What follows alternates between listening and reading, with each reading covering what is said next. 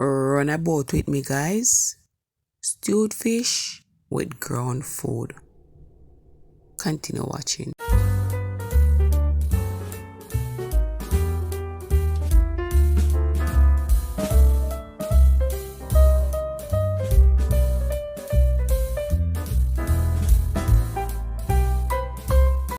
Come, let's run about, guys. Today we have some fish.